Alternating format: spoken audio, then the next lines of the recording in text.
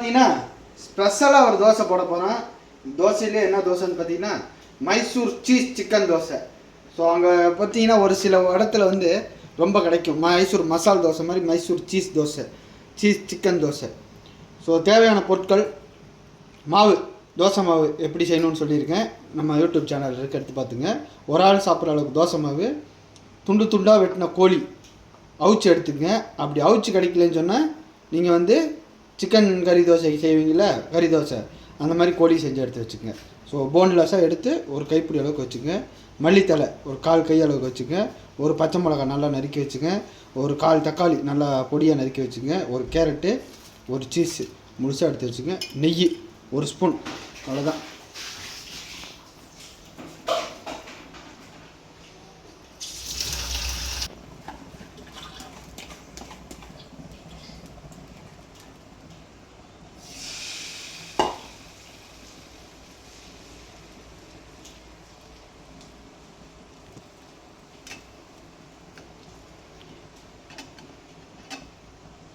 இப்போ தோசை ஊற்றியாச்சு.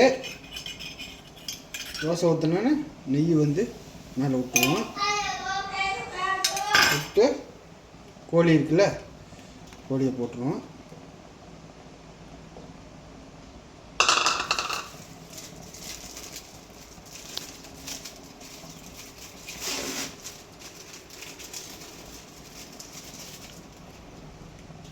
சீஸ் இருக்குது. சீஸை வந்து பிச்சு போட்டாலும் சரி, இல்லை நீங்கள் இப்படியே சென்டரில் வச்சாலும் சரி. பிச்சு நாலா பக்கமும் நீங்கள் போட்டிங்கனாலும் சீஸ் வந்து ஸ்ப்ரெட் ஆயிரும். உங்கள்கிட்ட மொசரோலா சீஸ் இருந்துச்சுன்னா நீங்கள் மொசரோலா சீஸ் கூட ஆட் பண்ணிக்கலாம். ஸோ இப்போ பச்சை மிளகா, தக்காளி,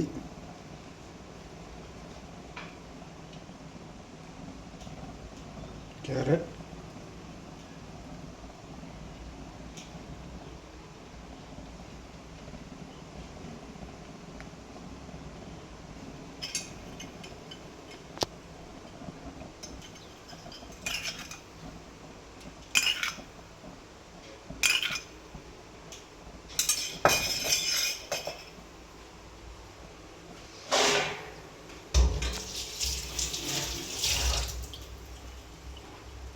ஒரு 1.5 மினிட் மூடி வச்சுருவோம். ஸ்லோ ஃபயரில் வச்சுக்கோங்க, ரொம்ப பெருசாக வைக்க வேணாம். இப்போ வந்து ஒரு 1.5 மினிட் ஆனோன்னே பாருங்கள், இந்த சீஸ் எல்லாம் வந்து நல்லா நாலா பக்கமும் ஸ்ப்ரெட் ஆயிடுச்சு. தோசையும் நல்லா குக் ஆயிடுச்சு. ஸோ இந்த ஸ்டேஜில் தான் இருக்கணும். பாருங்கள், ஒரு மினி பீஸா மாதிரி இருக்கும் பார்த்தீங்களா. ஸோ இப்போ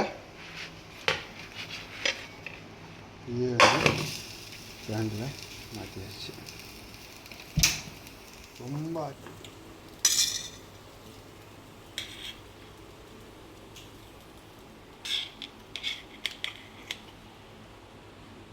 ஸோ நீங்கள் வீட்டில் கட் பண்ணி சாப்பிட்லான்னு சாப்பிட்லாம், அப்படியே சாப்பிட்றதுனா கூட நீங்கள் சாப்பிட்லாம்.